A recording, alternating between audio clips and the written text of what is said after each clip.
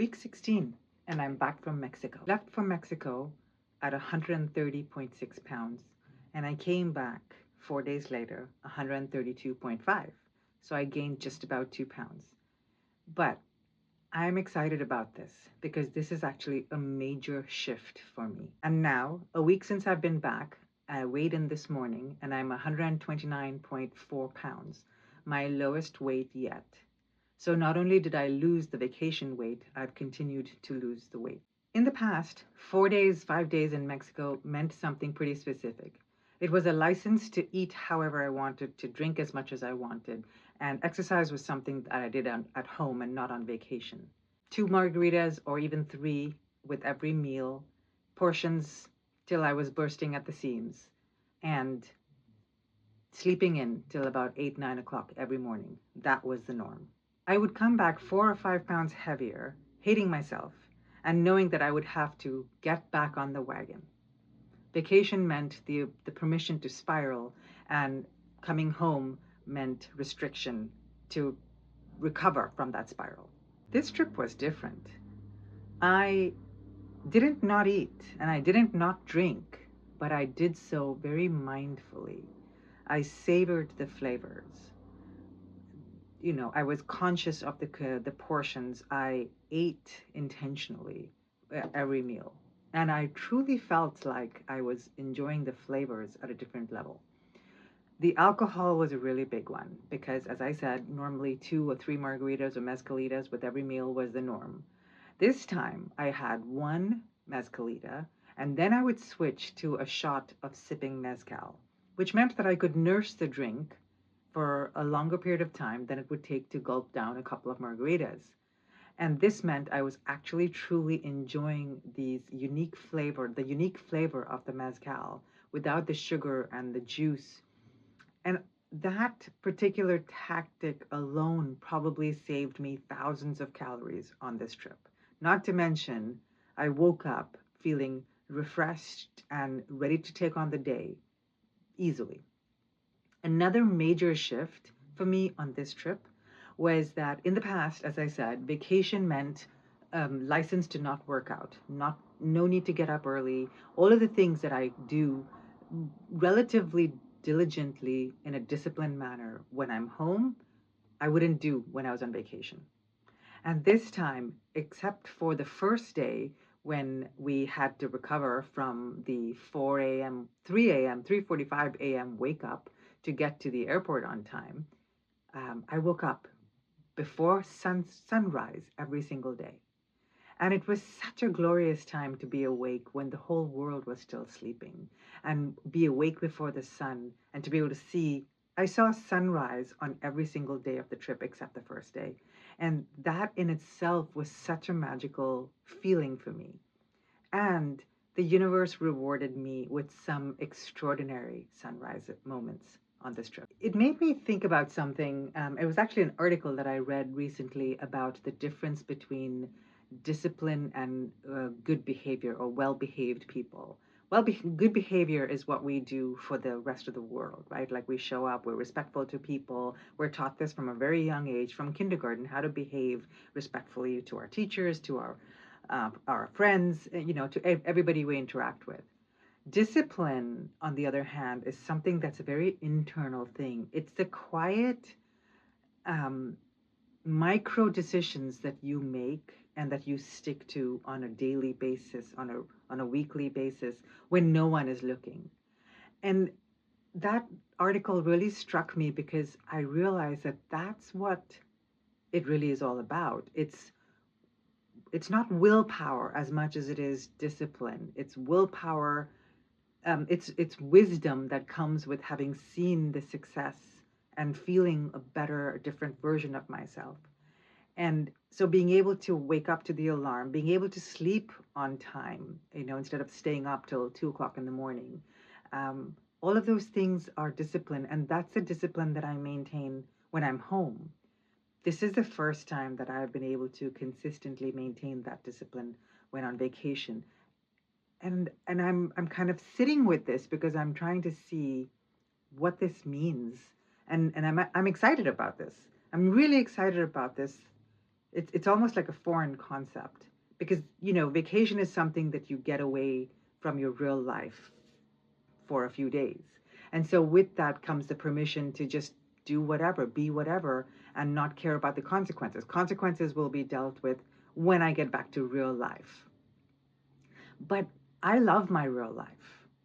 I'm not running away on vacation to escape my real life. I love my job. I love my home. I love my friends and family.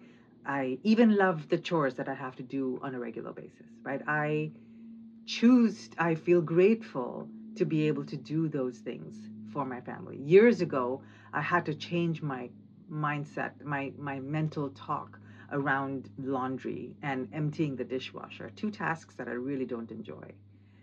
And instead of grumbling about it, and I was a young mom, so I was going to have a lifetime of laundry ahead of me with my kids. I flipped the script in my head and said, I am grateful that I get to do laundry for my family. I'm grateful that I have automatic machines that do most of the work, the heavy lifting for me.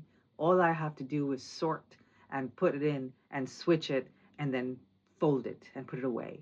I don't have to wash by hand. I don't have to hang it on a dryer. And just that little shift made a really big difference for me in the way I looked at my life. And I recognize it is similar now. It's these little shifts, but obviously it's not just something I was able to do for myself. Zepbound really helped me with the noise that occupies my head. And I've been reading a little bit about food noise and how these, Ozempic and Zepbound and all these GLP-1 drugs have really helped to quiet that food noise or mental chatter or monkey mind so that the things that are truly important can rise to the surface. If you've been watching my series, you've heard me say this before. I've recognized in the last few weeks that this was never about the weight loss. Yes, I'm very grateful that I've lost 16, 17 pounds, and I'm very close to my goal weight of 125 pounds. I'm within 5 pounds of that number.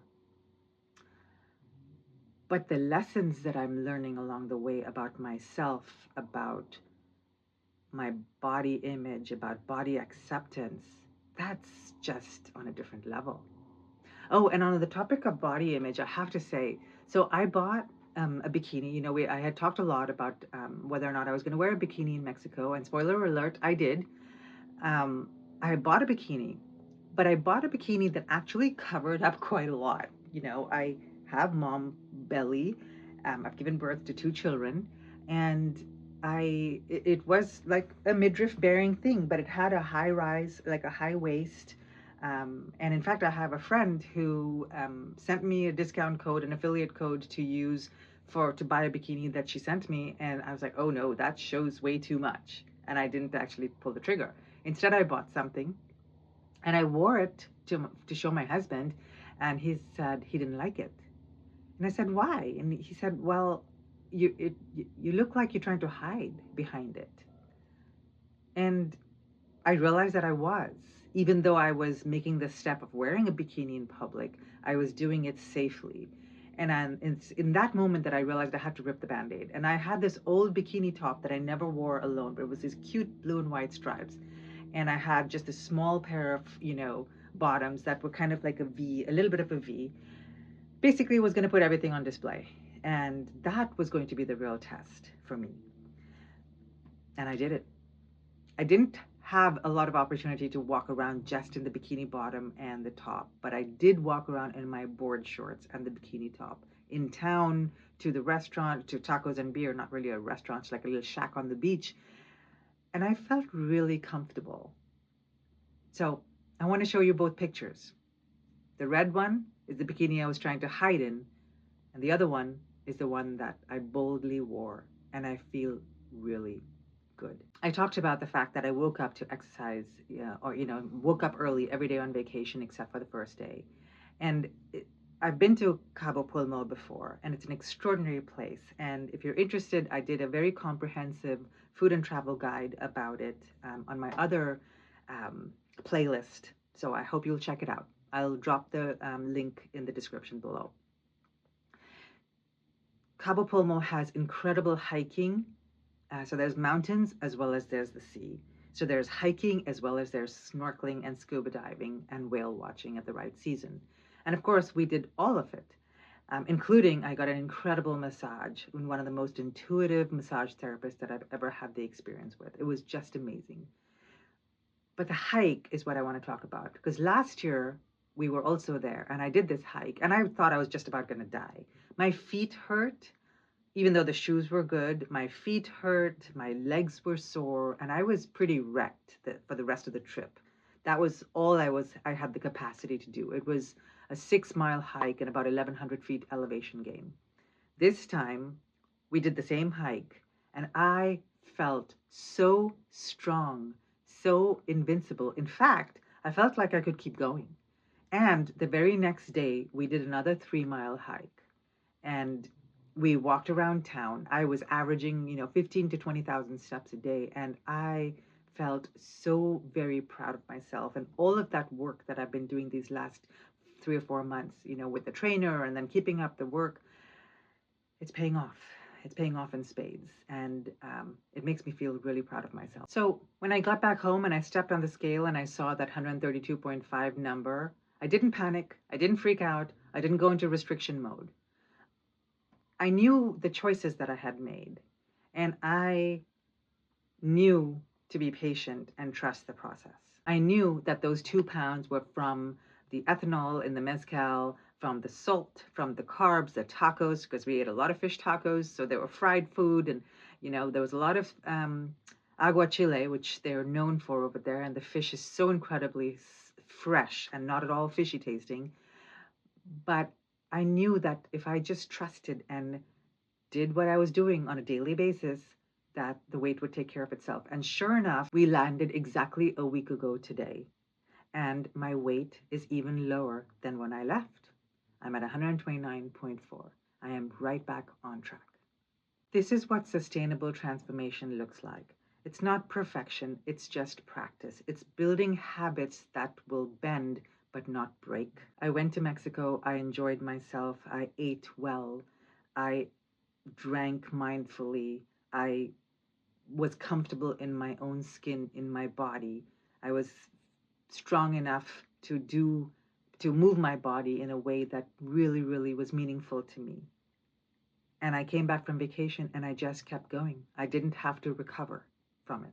As I shared in a recent interview that I did with the GLP-1 review, and I'll drop that link there if you're interested. It's another incredible person on YouTube that I would highly encourage you to check out her vlog. This has been so much more than just a number on the scale. This is about learning that it's about prioritizing myself, my needs, my health, both mental and physical, and recognizing that all of the care that I've put into the rest of the world, my community, my family, the people around me, I was doing at the expense of caring for myself. And I won't do that anymore. No longer will I use vacation as a reason to stop the self-care and the discipline. Zepbound quieted the food noise around me, but the discipline, those micro decisions, those were mine. The daily choices that no one sees, the decision to wake up early on vacation instead of sleeping in, the decision to have one margarita instead of 3, and then switch to a sipping alcohol that would be allowing me to nurse my drink for, the same amount of time that under normal circumstances I would have had 3. Those are my choices. Those are habits that I can take credit for, not the drug. And it's working. So that's week 16. I'm back from Mexico. I gained 2 pounds and then lost even more upon my return. I'm sitting at 129.4. Proof that this transformation is real and it's working. I'll see you next week.